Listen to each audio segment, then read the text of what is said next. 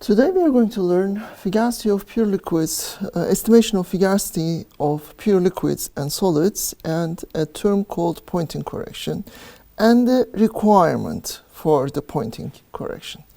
First, let's review what we are after, what we have to do, and then let's go through the mathematics. Now here on this diagram you see a pressure temperature diagram of a pure substance through its state of aggregation transitions. We have solid state, liquid state, and vapor state, and in thermodynamics we use state to refer to the state of a system, so we have to be precisely identifying this as the state of aggregation.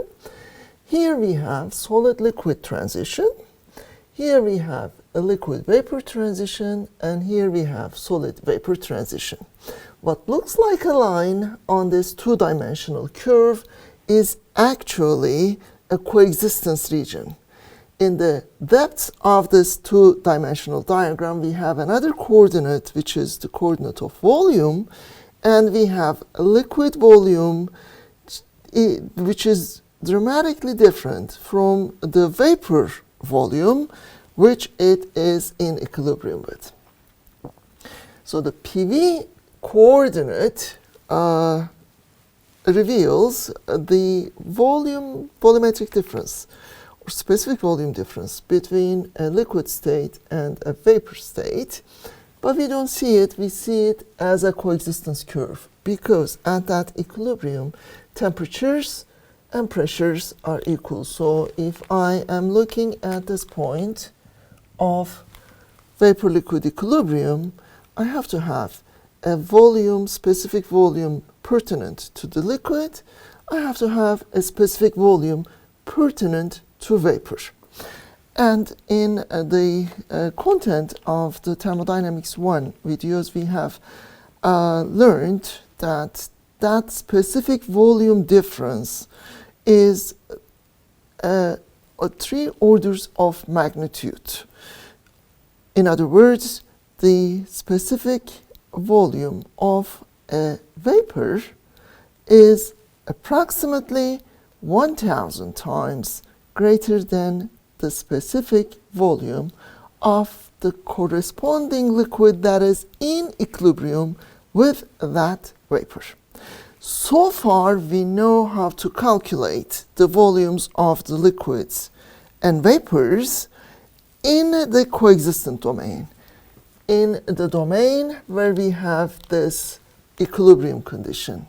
But we know that we are dealing with the liquids and solids away from their equilibrium conditions. How can we estimate the fugacities of those pure liquids and solids away from their equilibria is going to be the topic of today's discussion.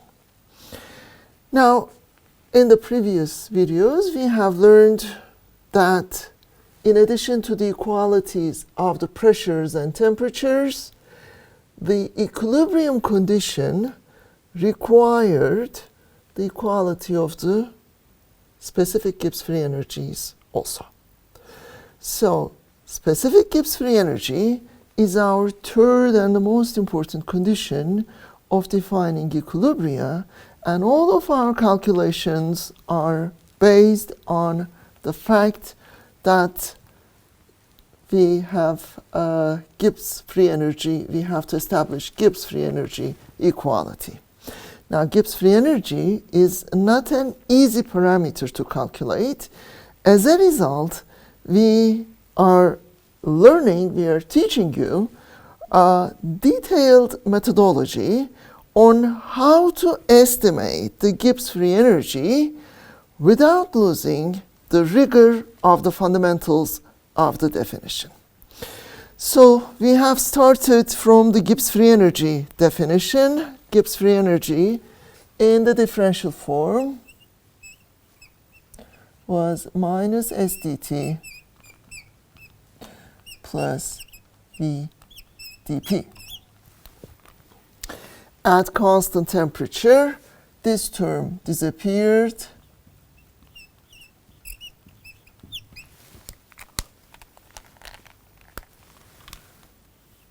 So we could calculate the Gibbs free energy change from a VDP differential. The VDP differential is very convenient because we know how to relate specific volume to pressure and to temperature through equations of state. Then starting from these basics, we have arrived at a conceptual description of fugacity, which the term in Greek meant tendency to escape. We created a fugacity coefficient concept which was dimensionless. We gave a Greek symbol phi to define that fugacity coefficient, and that dimensionless quantity was equal to exponential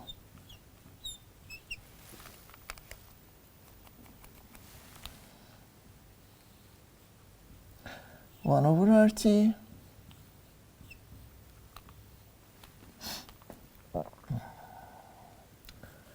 V minus RT over P dP with an integral. All right? So this T is that T which is being kept constant. This V is the volume of the fluid, the real fluid. This term represents the volume of the ideal gas under that given condition, because we are referencing our estimations to an ideal gas situation. All right? And it is this integral. So, starting from the fugacity, now we are going to look for a method of estimating the fugacity of a pure fluid or solid.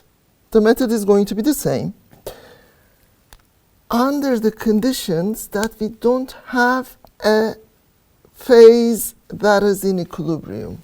In other words, that we are not on these curves, but somewhere in these domains.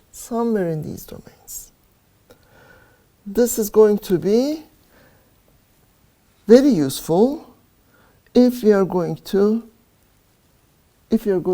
need a more detailed description of the pure fluid fugacity or pure solid, pure liquid fugacity or pure solid fugacity. Now suppose that we have a liquid in hand and we need to calculate its fugacity.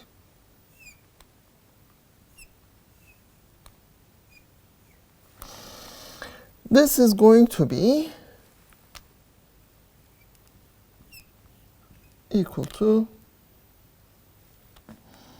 1 over RT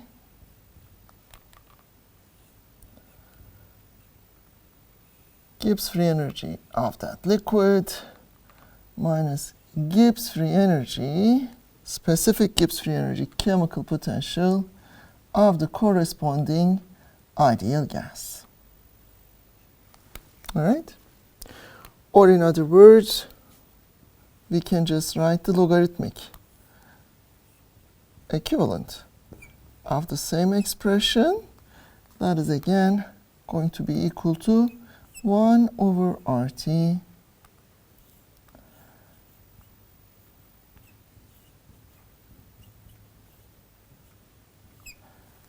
All right. Now, you see we have a path to cover from the liquid state to its corresponding ideal gas state, because I forgot to put the integral, limits of integral. We are going to take this integral from 0 pressure, which corresponds to the ideal gas state, to a pressure. From a 0 pressure to the pressure that we are interested in. Now, starting from the 0 pressure, our fluid, our liquid, should be in its vapor state. All right, we're going to start from a very low pressure. We are here. Then our pressure is going to increase at this constant temperature. Let me use a colored marker to devise a path that we can follow. All right, so we are at 0 pressure. Now we are going upwards at constant temperature. Here we are seeing a point on this two-dimensional surface, but remember, our surface is not two-dimensional. Our surface has a volume dimension and a Gibbs free energy dimension, which, because of the difficulty of writing on a two-dimensional surface, we refrain from representing on this diagram. So here, at this point, we have to go through the depths of this diagram in the volume dimension. Now, in that dimension, we are going to have a vapor-liquid equilibrium. In that vapor-liquid equilibrium, we have learned that the Gibbs free energies have to be equal at the point of equilibrium. But first, we have to approach to the equilibrium, right? So, when we are taking this integral, let me write the logarithmic version of the expression. Ln of f sub L over P is equal to RT. So I move this RT to the side just to deal with the integral for the moment, is equal to, I'm going to go from 0 pressure to the saturation pressure. So this is my saturation pressure corresponding to this temperature. All right. This is my saturation pressure. This is my temperature of interest. I have integrated from 0 to P sat. V minus RT over P times dP. Now this is the Fugacity coefficient of vapor phase. At this point, I have to go to the depths of the diagram. I have a vapor-liquid equilibrium. Then I have a delta G of phase change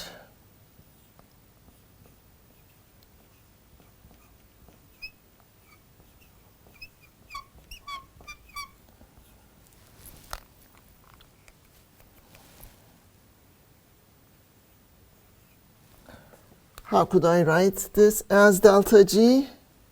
Remember, this expression is our delta G. All right? Delta G for the phase change. Then I have to have another term I will write underneath between the saturation pressure and the pressure of interest. V minus RT over P dp. Now this is rigorous to the core. I'm going to calculate the Gibbs free energy change of going from an ideal gas state all the way to a liquid state where I am given a temperature and a pressure. You see, that point is not on the equilibrium curve. And that's what I'm after, right? On the equilibrium curve, I do vapor-liquid equilibrium and equivalent calculations, but right now I'm trying to calculate the fugacity of a liquid which has 2 degrees of freedom. I have to have its temperature and pressure. Here, remember, I have only 1 degree of freedom. So now, let's take care of some of our parameters. The first parameter I'm going to take care of is this delta G term. You see, at the phase transition coordinate, delta G is going to be 0. So this is something that I don't have to worry about. During phase change, Gibbs free energy change is equal to 0. The second thing that I have to take care is the careful identification of whether this volume is the volume of the liquid or volume of the vapor. Here I have a volume of the vapor. I'm at the low pressure domain. I'm below the saturation curve. And here I have the volume of the liquid. Now let's remember our definition.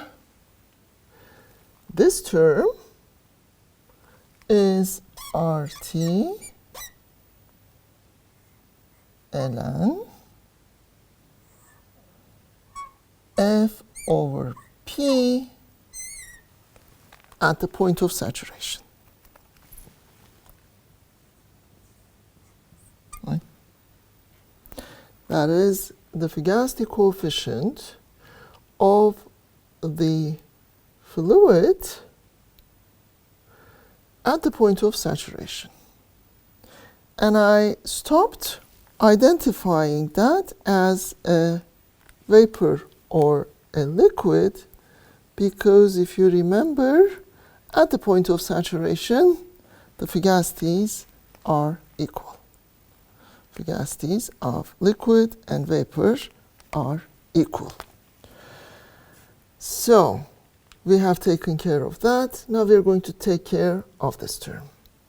Let's take this term, divide it into 2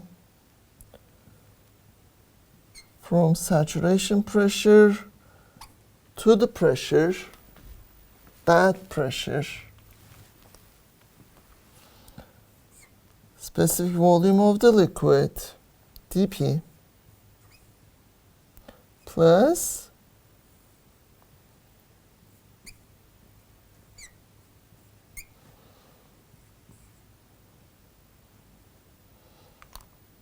minus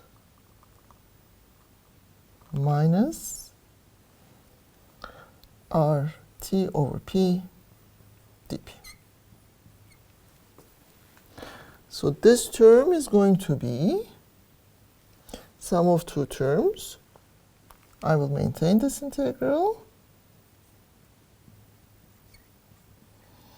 This is going to be RT ln P over P sat. Saturation pressure. Integration from saturation pressure to P. So now I'm going to clean up this into a single expression.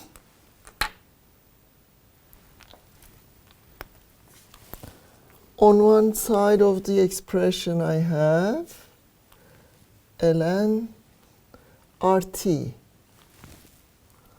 Let's do a clean job.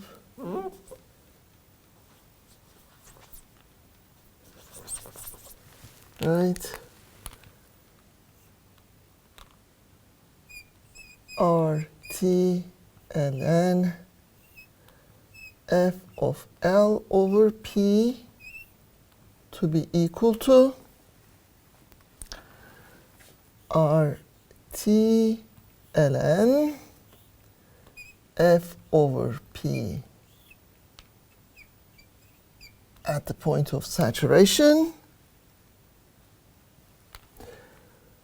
plus RT ln, I switch the terms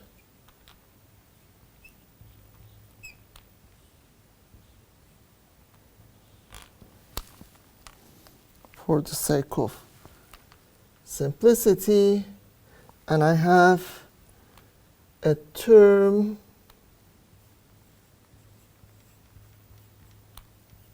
integrating the change in the specific volume of the liquid as a function of pressure.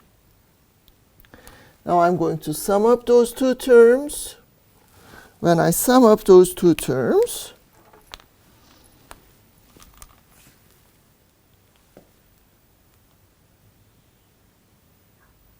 I get RT ln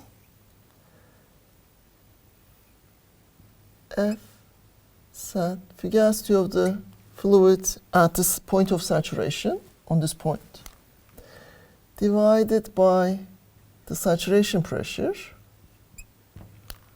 When I combine them within the ln, I get the saturation pressure divided by P. Saturation pressure is this, pressure is this. This is our pressure. That's where we would like to have the fugacity of the liquid plus integral P sat to P V of L dP. Now as you see, those two terms are going to cancel one another. That the fugacity of our liquid at this given pressure is going to be equal to, let me do one step of algebra before I rescue the term from the logarithm, is going to be equal to 1 over RT times ln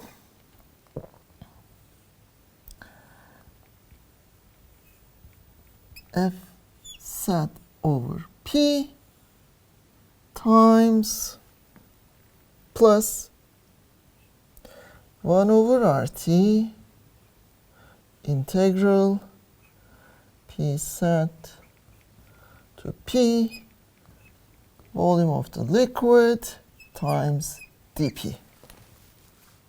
Right? What I can do, if I have this term as ln, if that term as ln, I can write here an exponential and take the logarithm of it. Right? They cancel one another. So if I get rid of all the logarithms, I have FL over P is equal to fugacity of the fluid at the saturation divided by that pressure times exponential. Remember, I took care of all the logarithms. Exponential 1 over RT integral from P sat to P V of L dP. All right?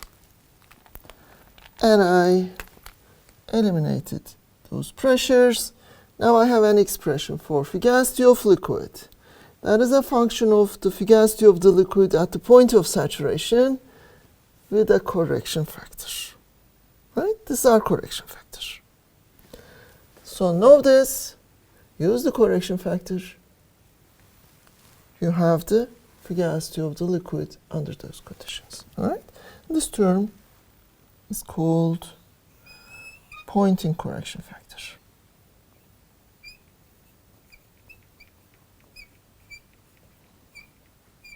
This is a correction factor. So now we know how to estimate the fugacity of the liquids beyond the equilibrium. Now let's discuss the phase transitions. Here, the phase transition between a vapor and liquid, or liquid and vapor, between solid and liquid, between solid and vapor, they're all first order phase transitions. What do we mean by first order phase transitions? At this phase transition, the first derivative of the Gibbs free energy is continuous.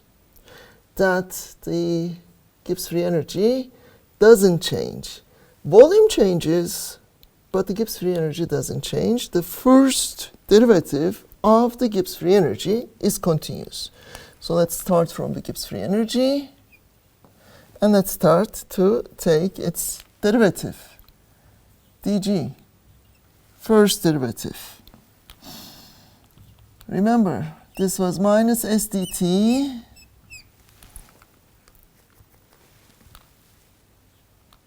plus v dp. All right? So let's take the first derivative of Gibbs free energy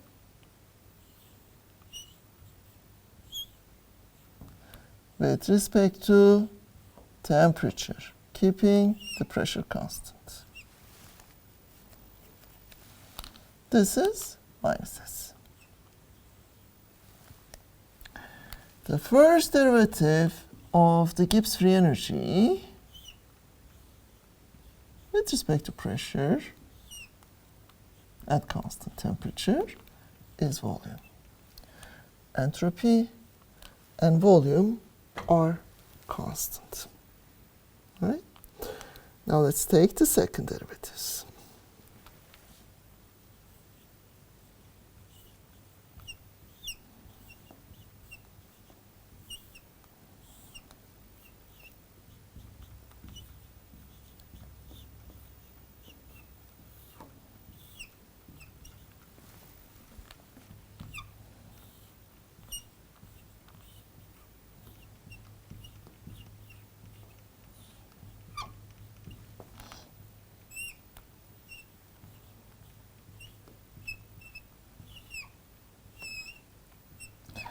All right, so this second derivative terms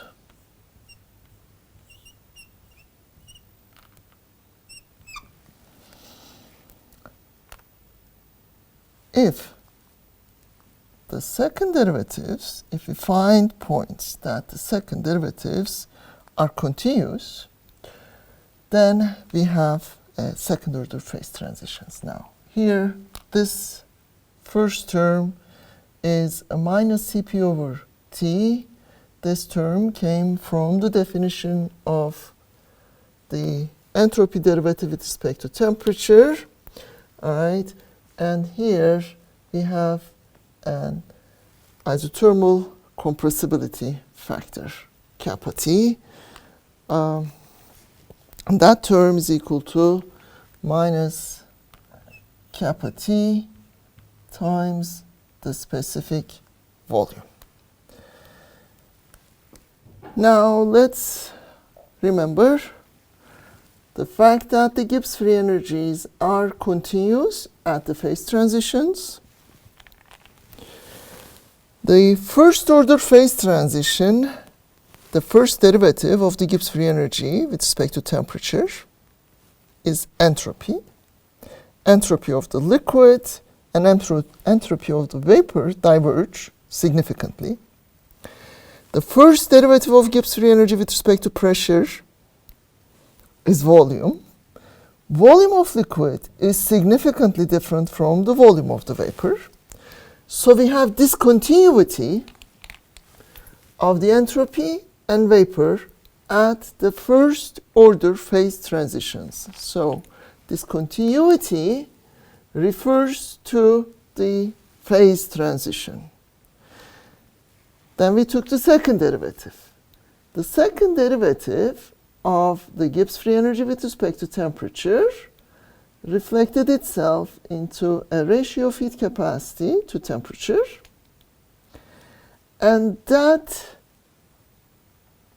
reflects that if we have a situation that the heat capacities are discontinuous, right? We see a spike in the heat capacity in the heat capacity of quartz, as shown in this diagram, that this is a second order phase transition. For example, some ferroelectric materials, when they're heated up, they lose their ferroelectricity, or ferromagnetic materials become paramagnetic at the points of second order phase transitions. In terms of the volume or pressure derivative, we know that isothermal compressibility of liquids are significantly different from the isothermal compressibilities of vapors. However, we might have second order phase transitions in the solid state, but sometimes nowadays we start reading articles about the liquid states that have different states of aggregation, and those states are, the phase boundaries of those states are of the nature of the second order phase transition. There is one more point that we are going to cover before we conclude this chapter, and that point is about the small domains, thermodynamics of small systems. Thermodynamics of small systems. When we talk about the small systems, we are talking about microscopic, for example, droplets. We are going to address this by starting from the internal energy definition of the closed systems. No mass exchange takes place, and there are no shaft works. So the classical equation that we used so far ends here, that the system interacts with its environment through heat exchange and through surface boundary movement if there are no shaft work. Now here we are going to add one more term, because we are going to we have to consider the surface related interactions. All right, so here we have PDV term, and we're going to have a surface tension times dA over dt term. All right, so surface tension is equivalent of the pressure, what pressure does on a volume, surface tension does on the interfacial or surface area. Now our small system is going to be a small sphere, a droplet with its minimum energy shape of a sphere, and the volume of this sphere is going to be 4 over 3 pi r cube if this droplet is of radius r, and dV over dt term is going to be 4 pi r square. All right? The area of this sphere is 4 pi r square, and dA over dt will be 8 pi, of course we have dr over dt, 8 pi r dr over dt. Now when we substitute volume and area in terms of the radius parameter,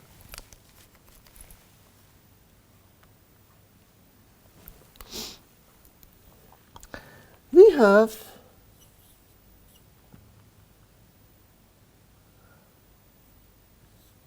P plus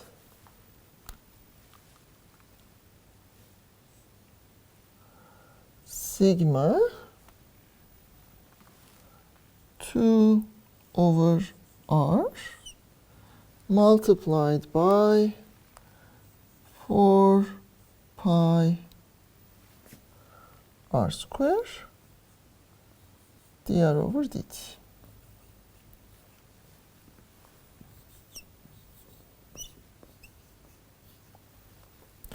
So now, instead of the pressure term, we have two components representing the interaction of the particle with its environment. This pressure is the external pressure.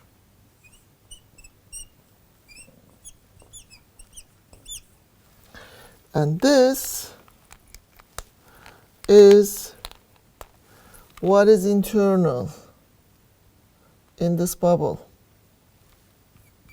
This is internal.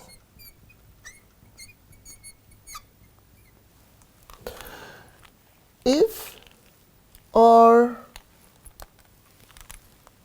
goes to infinity, if I have a large system, then this term is insignificant.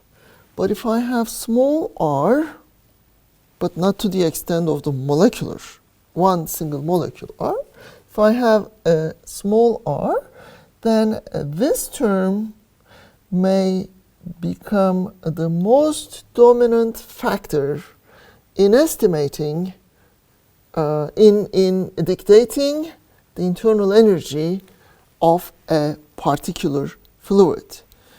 As a result, for the small systems, we have situations that are not exactly reflected by their bulk equivalents, that the equilibrium boiling points or melting points of these particles are different, because we have additional contribution to the melting process, the additional contributions from the surface forces, right? Additional contribution from the surface forces to the boiling processes may change the boiling temperature, right? At the state of vapor-liquid equilibrium, we can evaporate smaller particles at lower temperatures than what is dictated by their bulk boiling points. Atomization is that process. When we spray a fluid, we create small particles, small droplets, and we have two processes which are effective during this atomization. One is this forces dictated by surface energies makes the molecules feel a local temperature, that they feel that it is their boiling temperature, despite the external equilibrium temperature is higher, so they evaporate. And atomization increases the rate of evaporation because of the higher interfacial area and that is due to the enhanced mass transfer rate.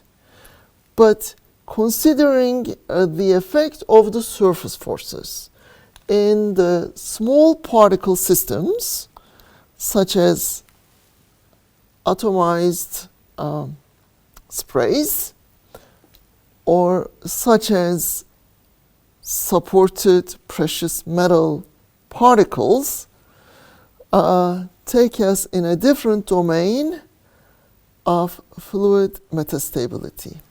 And the fluid metastability so far was in our agenda when we were trying to figure out the vapor-liquid equilibrium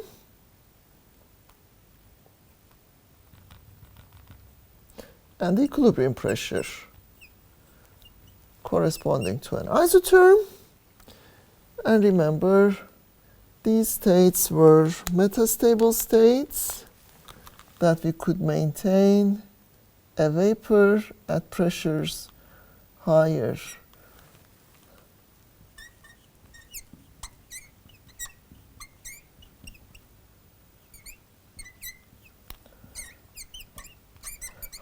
than its equilibrium pressure, or you can sustain a liquid lower than its equilibrium pressure